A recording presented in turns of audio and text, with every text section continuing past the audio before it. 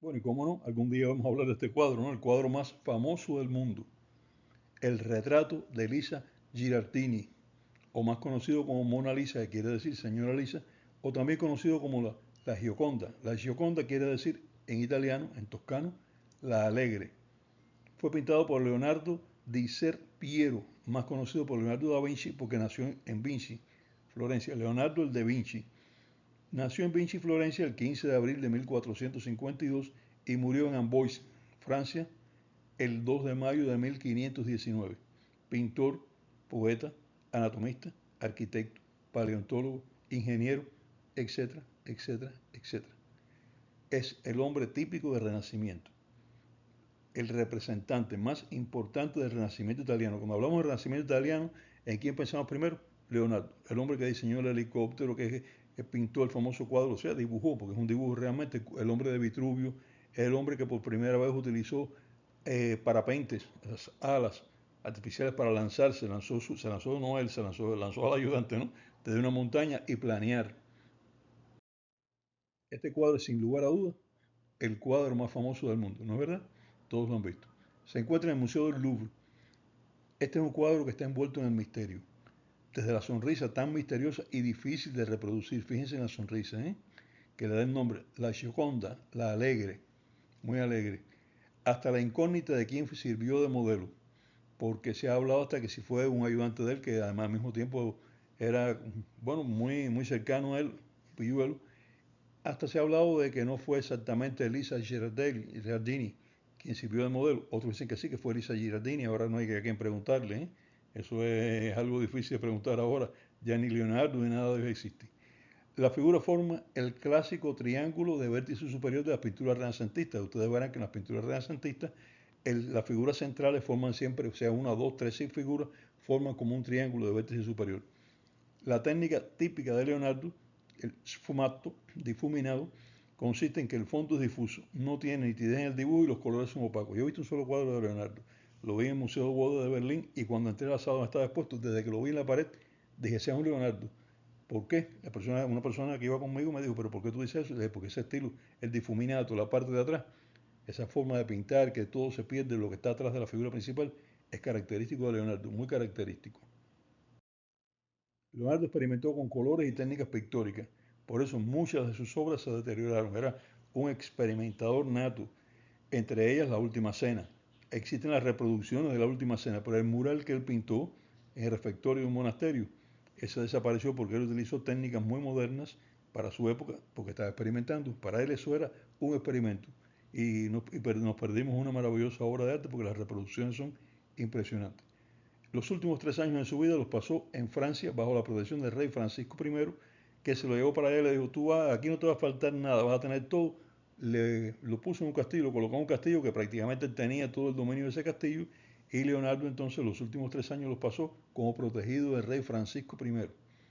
Francisco I, rey de Francia, el que fue rival de Carlos V, emperador de Alemania y rey de España, conocido en España con el nombre de Carlos I. Muy buenos días, de nuevo aquí para hablar de vitaminas. Y hoy vamos a hablar de la vitamina número 12 del complejo de vitaminas P. O sea, de todas estas vitaminas B que hemos hablado, hoy vamos a hablar de la cianocobalamina, que es la vitamina B12. Es una vitamina hidrosoluble, como todas las vitaminas del complejo B. Es de origen bacteriano, la producen bacterias. Es esencial para el funcionamiento normal del cerebro, del sistema nervioso y para la formación de sangre y proteínas. Papel importante, ¿eh? Una característica que tiene, que la diferencia un poco de las demás de las del complejo B, es que se almacena en el hígado. Las demás ustedes saben que el almacenamiento ya lo habíamos hablado, de 3 días, 4 días, 5 días, 5 o 6 días, la que usted comió hoy se perdió. La vitamina B12 no, ella se mantiene ahí en el hígado mucho más tiempo.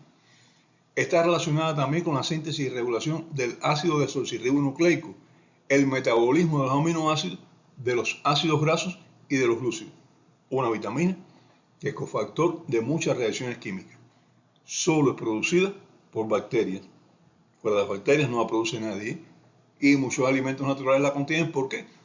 Debido a la simbiosis bacteriana. Las bacterias producen vitamina B12, los alimentos la adquieren del suelo, vegetales sobre todo, los animales se lo comen la almacenan en el hígado y otros tejidos, y entonces tenemos vitamina B12 en vegetales, tenemos vitamina B12 en animales, pero ¿quién la produjo? Las bacterias. Los microorganismos pequeñitos son los productores de vitamina B12. Es la vitamina de estructura más compleja y la producción industrial es por medio de fermentación bacteriana. La que se produce en fábrica se produce criando bacterias, y que las bacterias produzcan vitamina B12, se purifica el cultivo y se utiliza la vitamina B12, no se sintetiza.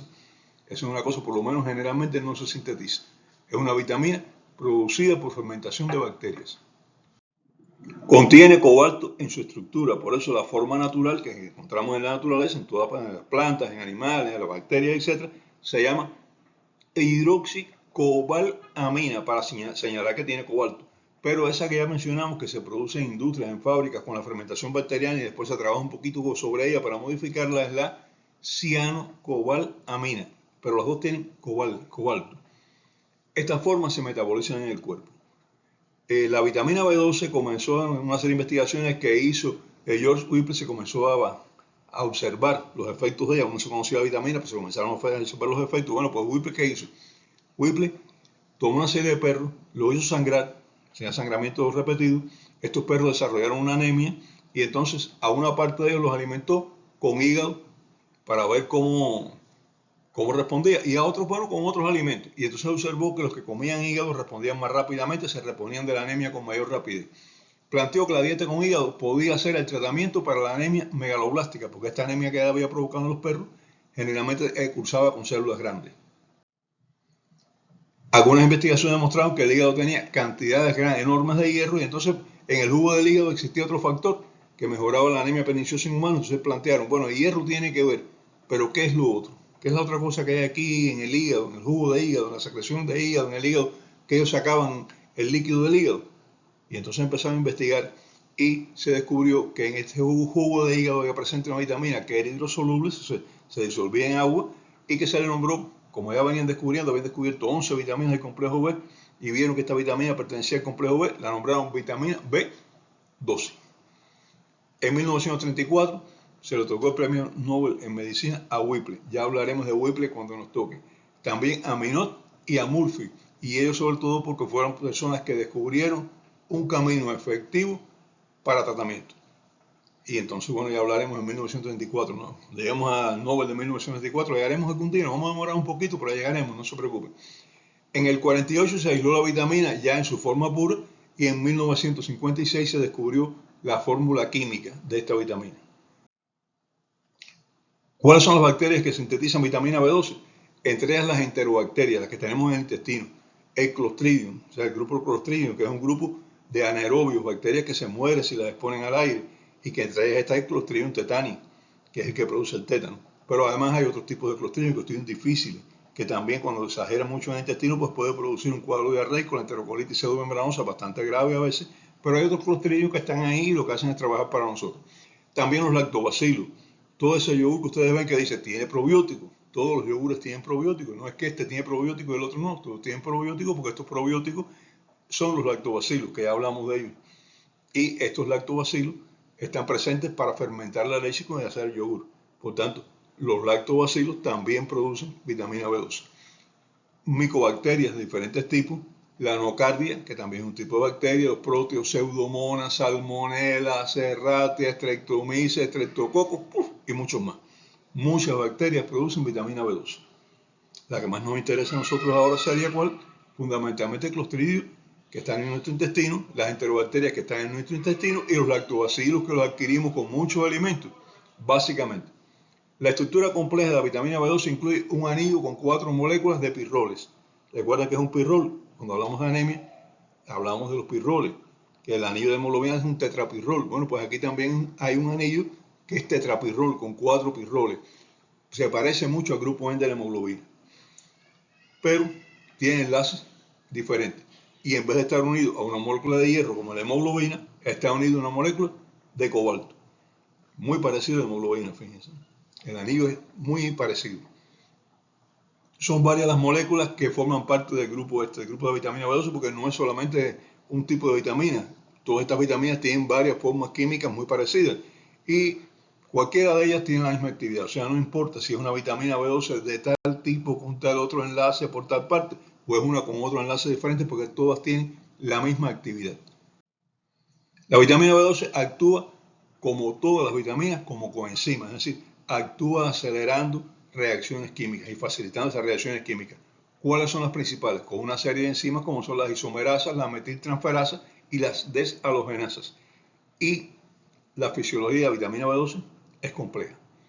La vitamina que contienen los alimentos se libera por acción del ácido gástrico. Entonces las vitaminas salen del alimento cuando el ácido gástrico actúa sobre este alimento.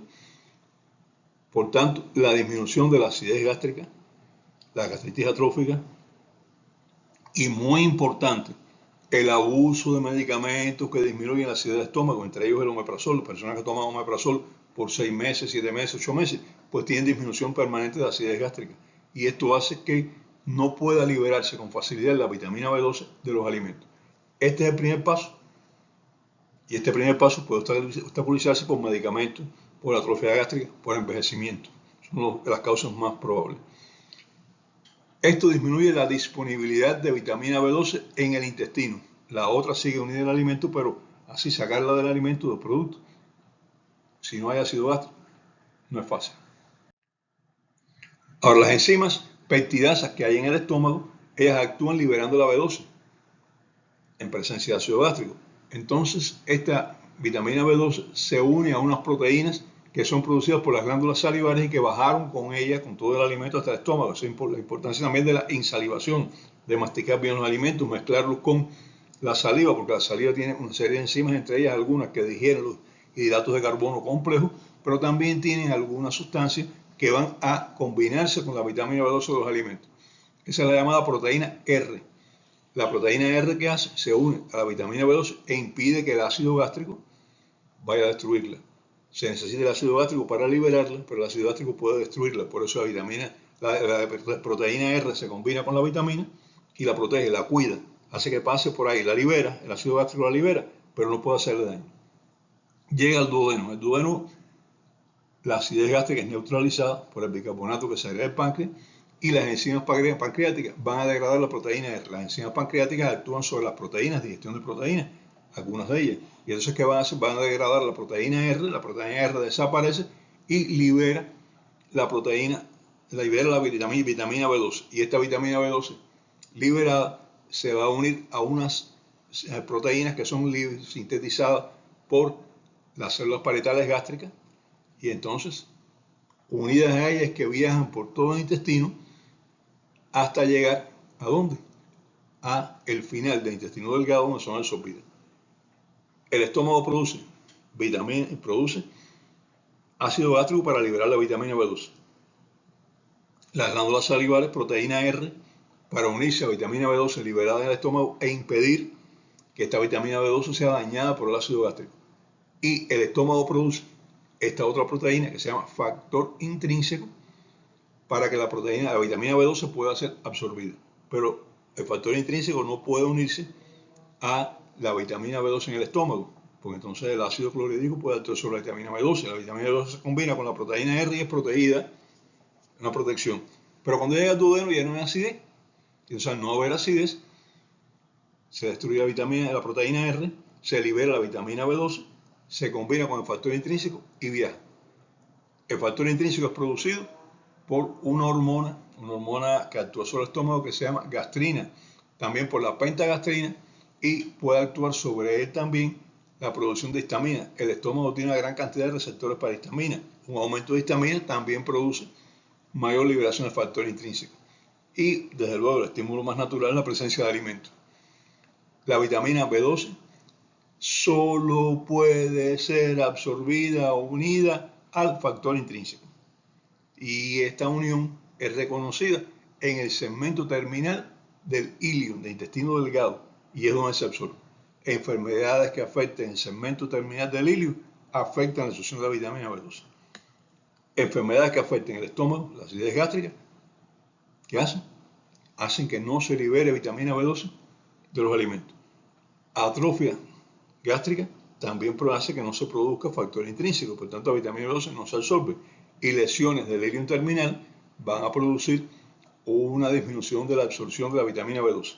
Ante un déficit de vitamina B12, buscar estómago, en una alimentación normal, una persona se alimenta normalmente, buscar estómago y buscar el segmento final del intestino delgado. El problema debe estar en uno de esos dos lugares.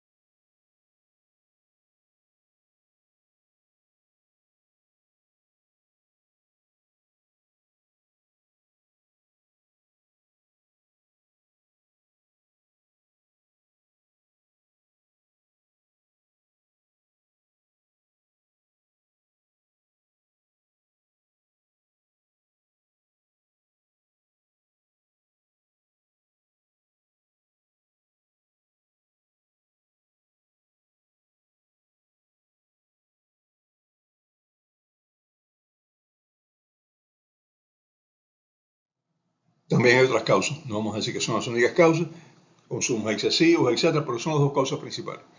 Bueno, para garantizar la adecuada absorción de la vitamina B12 es necesaria buena masticación. Para homogeneizar la unión de la vitamina B12 con las proteínas R.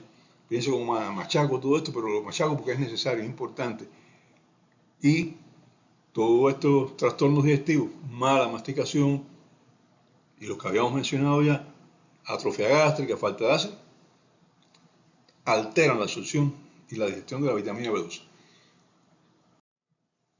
Una enfermedad muy importante es la anemia perniciosa genuina, que es una anemia donde se vemos sobre todo en personas de raza blanca, sobre todo en personas con hemoglobina de tipo A y personas que ya hombres, mucho más que mujeres, 40 y tantos, 50 años, y que presentan disminución de la acidez gástrica. Es una anemia autoinmune, se llama anemia perniciosa genuina, y que esta anemia hace que no se consiga absorber la vitamina B12 porque no existe factor intrínseco.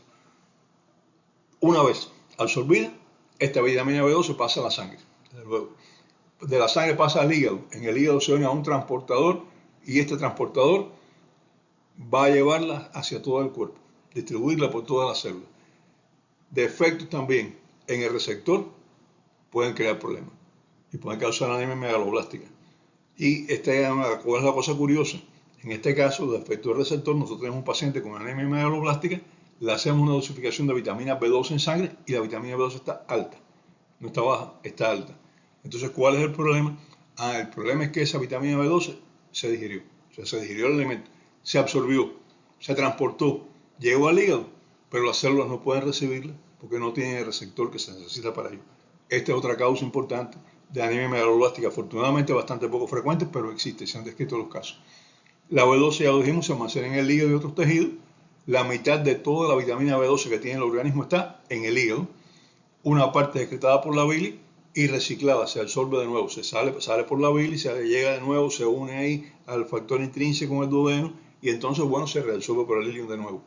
Y la cantidad almacenada por lo general es entre 2 y 5 miligramos en personas adultas, dependiendo del peso corporal de la persona. Recuerden lo que ya dijimos, la vitamina B12 de origen bacteriano siempre, pero puede encontrarse en alimentos que lo han tomado del medio. Entre estos alimentos los más ricos en vitamina B12 pueden ser peces, marisco, carne, hígado, huevo, la yema, leche y derivados. Recuerden que el huevo, toda la parte blanca, la clara, es proteína. Y donde están las vitaminas, el hierro y todo lo demás es en la yema. Hay productos vegetales que también pueden contener vitamina B12 en cantidades apreciables, sobre todo algunos que son fermentados por bacterias, pero no se ha comprobado que la vitamina B12 vegetal sea efectiva en humanos. Por tanto, el aporte fundamental de vitamina B12 en humanos es a partir de carnes, pescados e hígado. Se ha administrado vitamina B12 sublingual con algunos preparados que pudieran ser efectivos, pero esto hace que las personas vegetarianas estrictas que no comen huevo ni toman leche, los hay. Bueno, pues este grupo de personas muchas veces presentan deficiencia de vitamina B12 porque la cantidad de vitamina B12 que existe en los alimentos vegetales ni es suficiente ni se absorbe adecuadamente.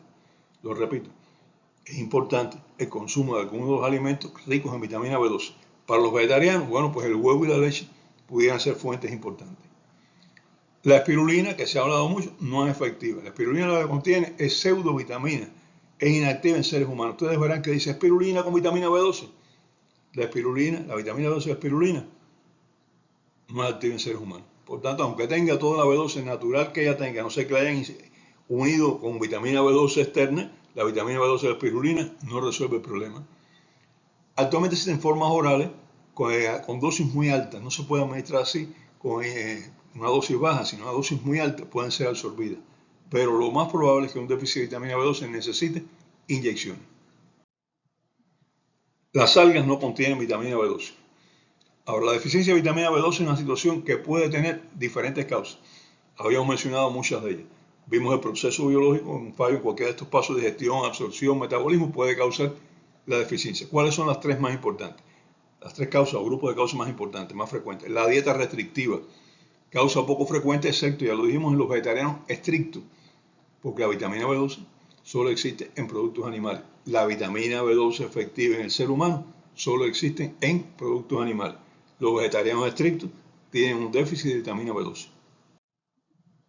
Segundo grupo, pues enfermedades gástricas de las que ya mencionamos. Gastritis crónica, atrófica, pérdida de la acidez, medicamentos, enfermedades que cursan con alteraciones gástricas cuando una persona es operada por una enfermedad gástrica, un cáncer por ejemplo, y hace una resección amplia del estómago, consume medicamentos, etcétera, etcétera, etcétera. Hay trastornos mixtos que pueden producirla. Enfermedades intestinales que cursan con malabsorción es el otro gran grupo, tercer grupo. Entre ellas la enfermedad de Crohn y la ileitis regional de Crohn, cuando afecta la parte terminal del intestino, pues también puede producir deficiencia de vitamina B12. Defectos de diferentes tipos de lirio, como son la cirugía, que a veces en personas que tienen trastornos digestivos ahí, que tienen una obstrucción intestinal, se hace una sección, una resección de una parte grande del lirio y puede ser una causa de déficit de vitamina B12. Y existen además defectos de transporte de plasma, alteraciones de metabolismo celular. Pero recuerden, las tres más importantes son dietas deficientes, y cuando decíamos de las personas que son vegetarianas estrictas, también tenemos que tener en cuenta las personas que por sus condiciones socioeconómicas en algunos países, pues no pueden ingerir alimentos animales. También puede tener deficiencia de vitamina B12. Bueno, dieta, primer grupo grande. Segundo grupo grande, enfermedades gástricas, resecciones gástricas, afectaciones gástricas. Y tercer grupo grande, las enfermedades que afectan el hilo terminal. Un paciente con una dieta normal, deficiencia de vitamina B12, busque estómago y busque intestino terminal, la parte final del intestino delgado. El cuadro clínico es muy característico. En primer lugar tenemos la anemia megaloblástica, una anemia que tiene células rojas de gran tamaño y también la persona tiene pérdida de peso, inflamación de la lengua. Se dice que la lengua es como rojo carne, la lengua es roja, grande, aumentada de tamaño, una glositis hipertrófica. Entonces, usted le dice a un paciente con anemia, eso muchas veces no hacen los médicos, yo siempre acostumbro a hacerlo. ¿Tiene anemia? Deja ver la lengua, porque la lengua no solo habla, sino que dice mucho solamente con la forma que tiene la lengua. Y por ejemplo, las anemias por falta de hierro tienen una lengua característica, las anemias por déficit de B12 tienen otro tipo de lengua característica. La lengua es roja, aumentada de tamaño y parece inflamada. Los síntomas neurológicos son muy característicos. Son síntomas que se parecen mucho a las polineuritis. ¿Por qué se parecen? Porque son una polineuritis. Tienen calambres, tienen sensaciones anormales en las piernas, adormecimiento, hormigueo, trastornos de la sensibilidad, tanto superficial como profunda. Puede ser que la persona se queje de que camina como algodones porque no siente bien cuando pisa. Los trastornos, a diferencia de las enfermedades neurológicas, por lesiones más de otro tipo, pues son asimétricos. Es decir, puede ser que una pierna la sientan peor que la otra, puede ser que una parte de una pierna esté peor que otra, y entonces son un poco, uno dice, bueno, pues no es una cosa pareja, no es parejo de un lado más que otro, y generalmente son más en los miembros inferiores que en los superiores, pero también pueden tener síntomas en los miembros superiores. Pueden aparecer diferentes trastornos neurológicos además de la polineuritis. Y estos trastornos neurológicos, la polineuritis incluye, están causados por dificultades en la síntesis de mielina. La mielina es una sustancia que recubre muchas fibras nerviosas y piensen ustedes en un cable eléctrico con una cobertura de goma, como nosotros vemos habitualmente en la casa. Entonces la corriente eléctrica va con rapidez por el cable y va hacia donde se dirige. Si no tuviera esa cubierta de goma, ¿qué pasaba? Que estos cables dentro de la casa, pues la corriente se dispersa. Y entonces aparece corriente que está sobre la pared, está en distintos lugares y no llega exactamente, no llega bien al último lugar.